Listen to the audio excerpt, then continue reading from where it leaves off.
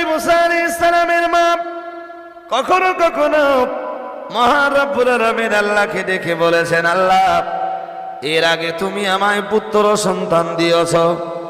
ও বাবাজিরা ভাইরা, মুসা আলাইহিস সালামের ভাই হযরত নবী হারুন আলাইহিস সালাম মুসা নবীর আগেই দুনিয়াতে ভূমিষ্ঠ হয়েছেন। হযরত নবী মুসার আম্মা জান ইতিপূর্বে বেটা হারুনকে প্রসব করেছেন।